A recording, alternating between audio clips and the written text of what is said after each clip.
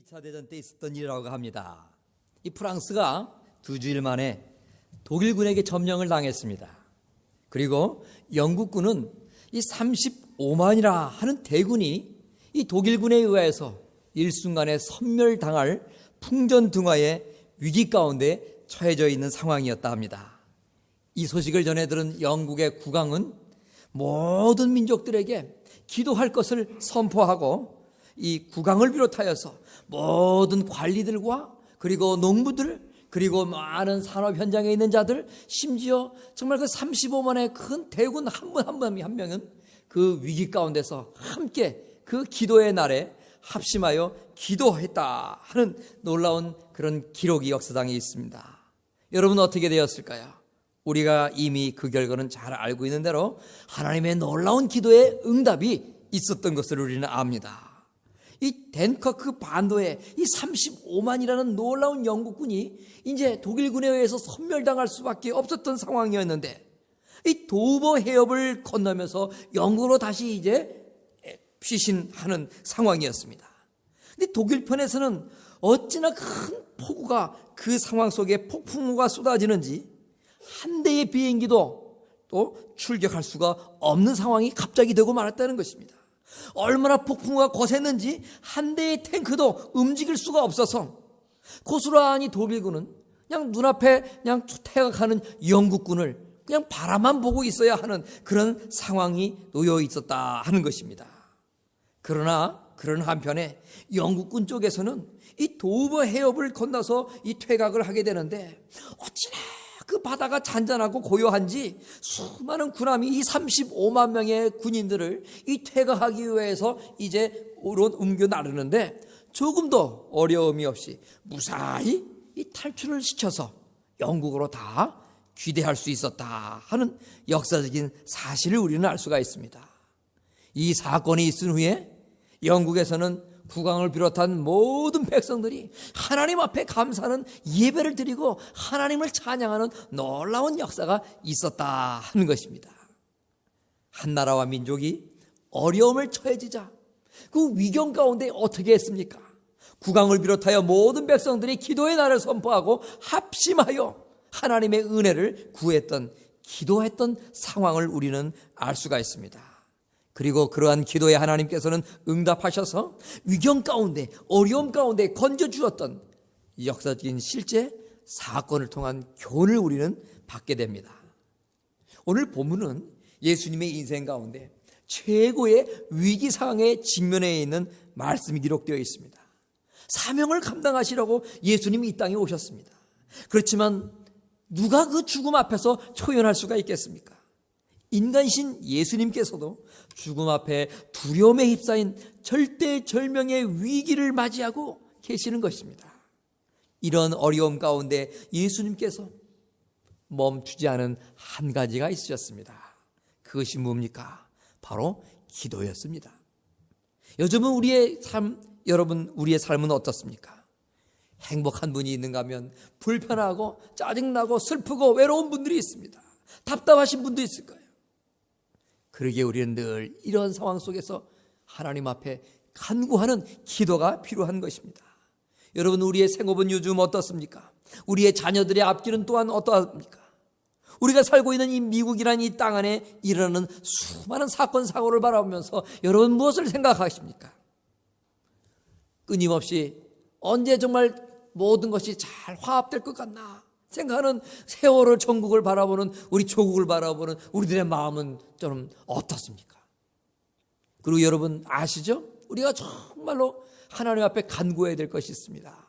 지금 아프리카와 중동 지역을 비롯해서 많은 지역에서는 온 세계를 해교 국가로 이제 세워나가겠다 하는 아주 해교 국우주자들이 아주 창고를 하면서 크리스찬들을 총으로, 칼로 쏘고 참수하는 끔찍한 일들이 아프리카와 중동 지역에서 끊임없이 일어나고 있습니다. 여러분, 이런 우리의 개인의 삶을 비롯해서 우리의 이 공동체 그리고 이 세계 속에서 일어나는 일을 보면서 과연 우리가 어떤 생각을 해야 되고 하나님 앞에 어떻게 우리가 살아가야 되는 것입니까? 한마디로 우리는 하나님 앞에 이러한 때에 기도해야 한다 생각합니다.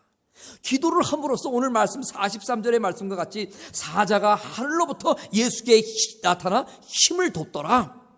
우리 모두 하나님의 사자의 도움을 받아야 되는 것입니다.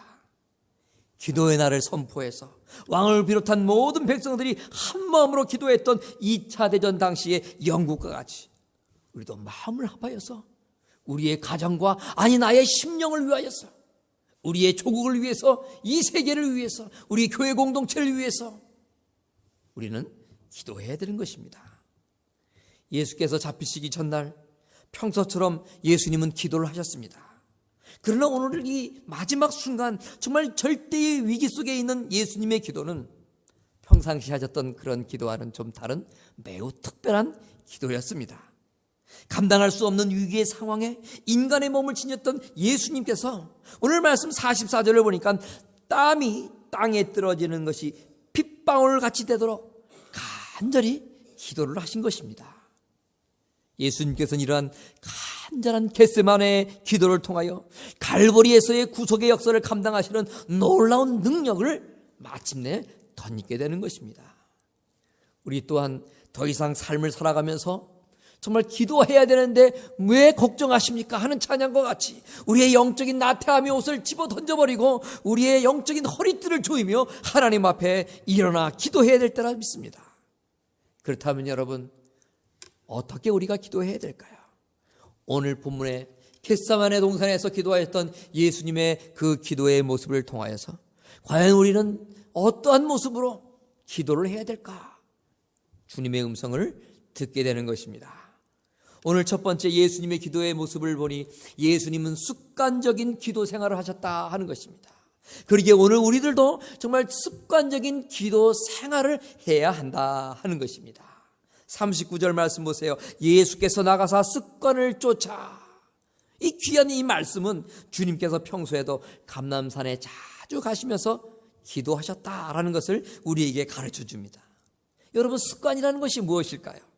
사전을 보니까 오랫동안 되풀이하여서 몸에 익은 채로 굳어진 개인적인 행동이다라고 습관을 설명하고 있습니다.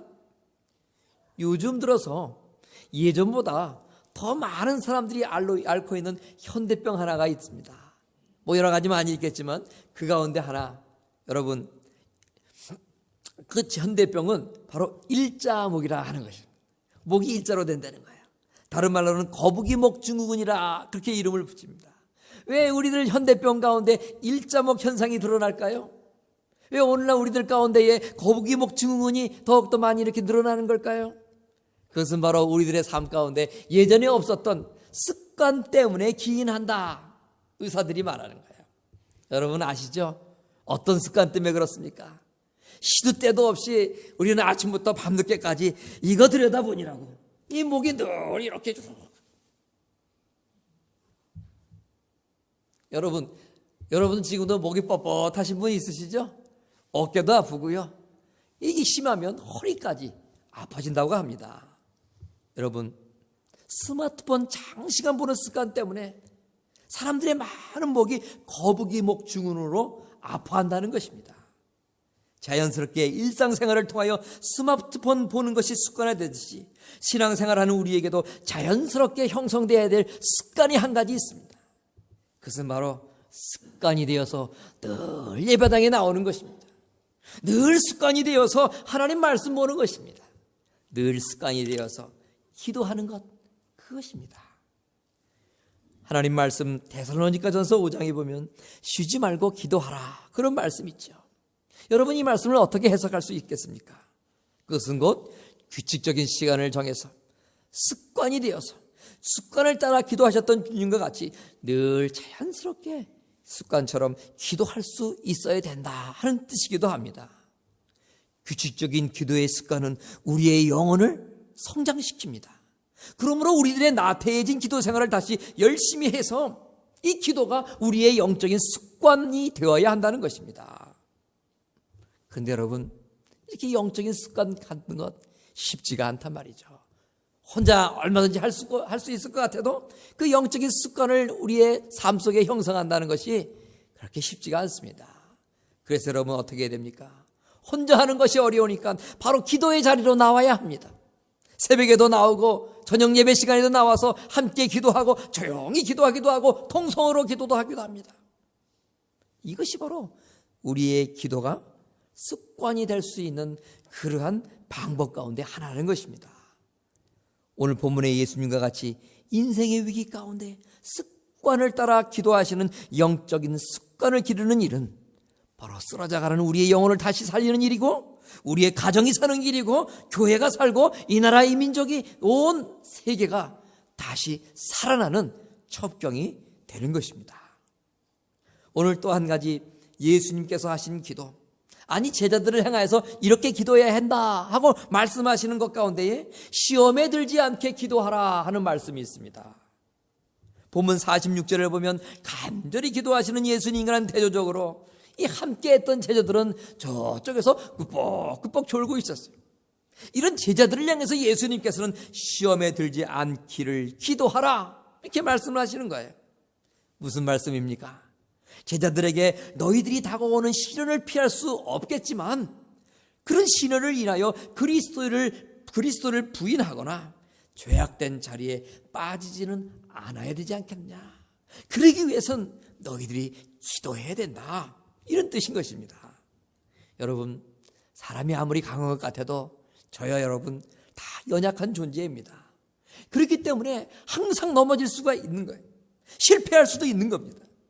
그러나 우리가 비록 넘어지고 실패하더라도 좌절하지 아니하고 다시 일어설 수 있는 힘은 오직 기도에서 나온다는 것을 또한 우리는 알고 있어야 합니다. 시험은 성도의 신앙을 앗아가는 마귀의 고등책략이지만 기도하는 성도를 그 마귀는 결코 이길 수가 없는 것입니다. 성경의 하나님은 우리의 연약함을 여러 차례 말씀하고 있습니다. 하나님이 없으면 저와 여러분은 불행에 빠지고 마는 너무나 미약한 존재입니다. 하나님 말씀 가운데 우리를 어떤 자라고 말씀했습니까? 먼지와 같은 존재라고 했습니다.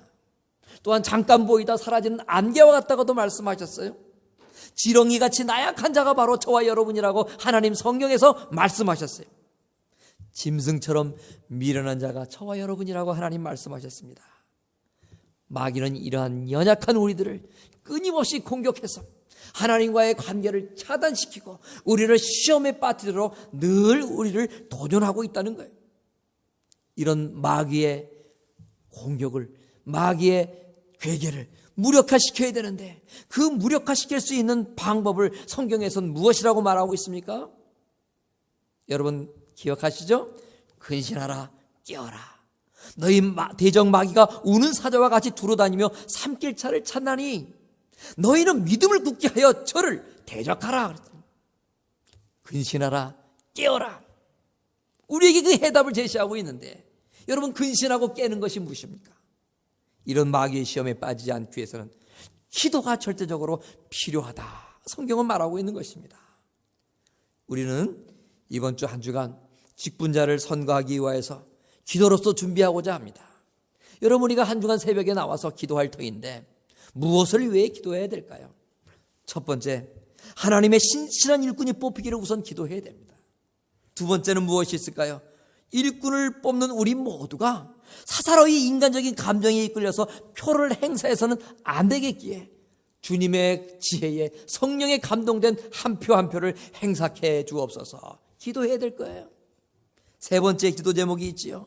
뽑힌 직분자들, 직분만 갖고 있는 것이 아니라 직분에 걸맞게 교회를 위하여 헌신하고 충성할 수 있게 해 주시옵소서 기도해야 됩니다. 마지막으로 또 한 가지가 있습니다. 어떠한 결과가 나오더라도 그 결과에 깨끗이 승복하는 그런 우리 모두가 되어야겠다 기도해야 될 것입니다.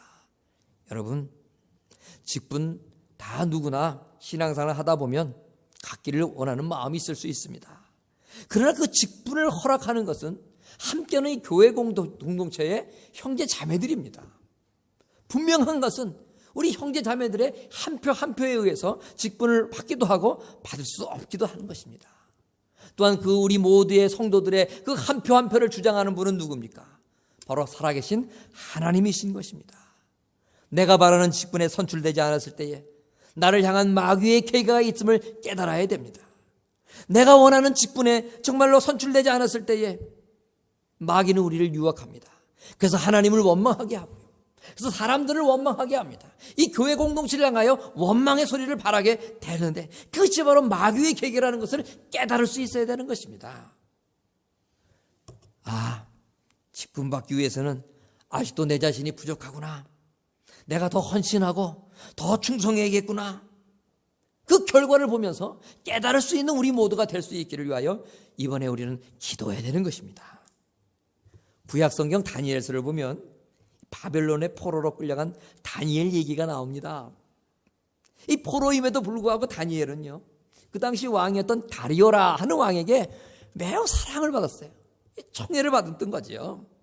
그를 시기하던 많은 총리들과 많은 관리들이요, 이 다니엘을 어떻게 어려움 가운데 빠뜨릴까 하면서 시기에 일어나는 마음속에 역모를 꾸미기 시작하는데요, 가만히 보니까 저 다니엘이 하나님을 아주 끔찍이 믿고 기도 생활을 매우 열심히 하는 자구나 하는 것을 알았어요.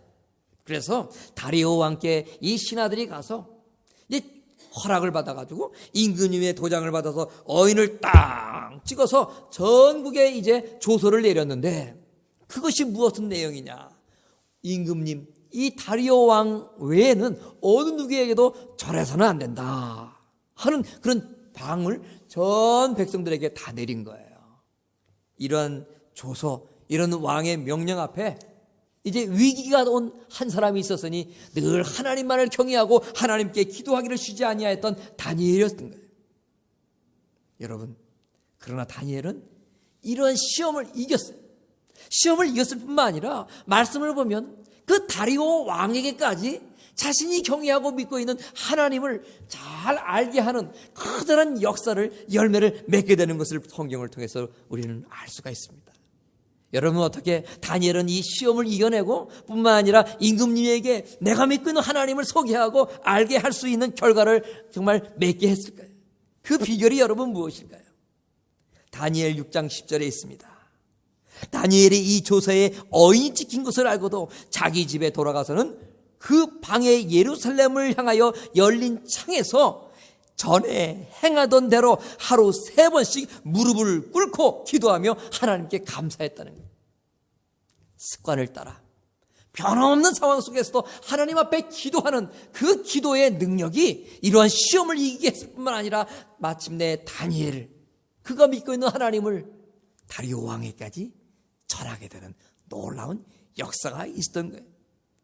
거룩한 영적인 습관이 되어서 드리는 기도만이 우리의 인생에 찾아오는 시험을 극복할 수 있다. 오늘 성경은 우리에게 말씀하고 있는 것입니다. 또 한 가지, 오늘 예수님께서 하신 기도의 모습을 보면 어떤 기도였는가?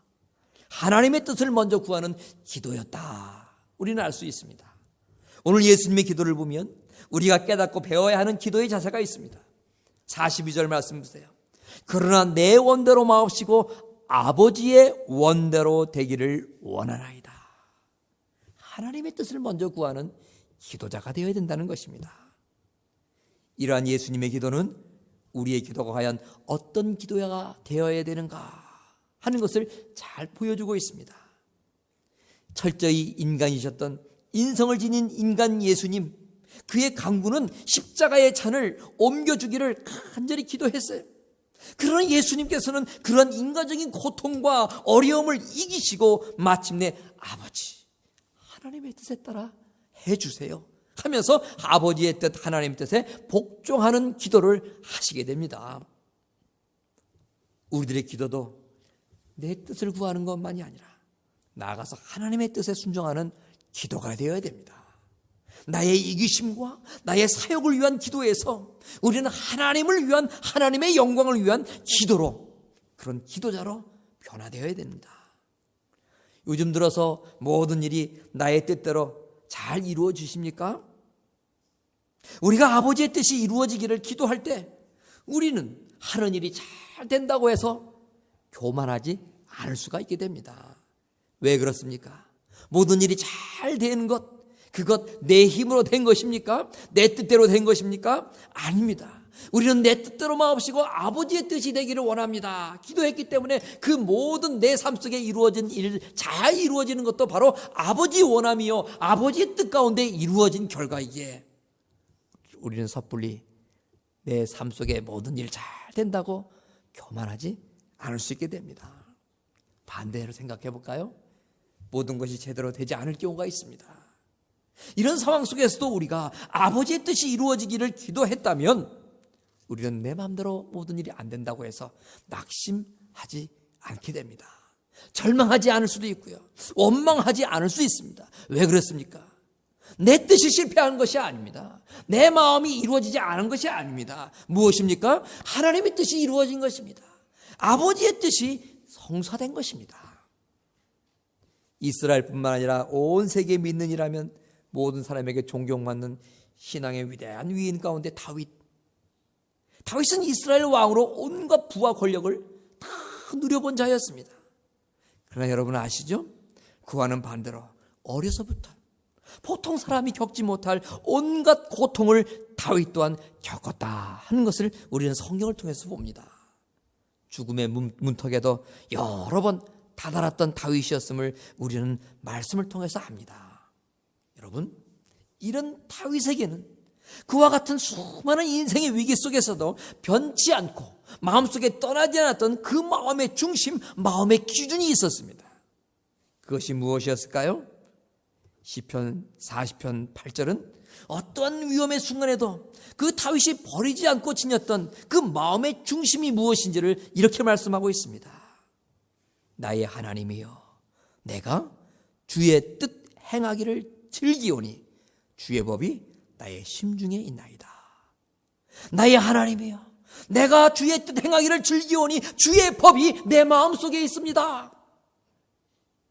여러분, 이게 무슨 말입니까?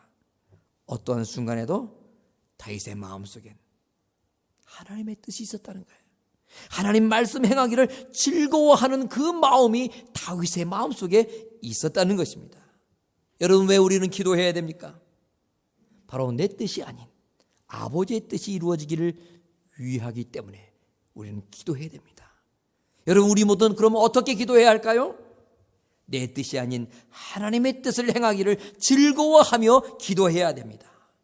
나의 원대로 마옵시고 아버지의 원대로, 아버지의 뜻대로, 아버지의 말씀대로, 주의 법대로 이루어지기를 원합니다. 기도해야 된다는 거예요. 말씀을 정리합니다. 어떤 기도를 해야 될까요? 어떤 기도자가 되어야 될까요?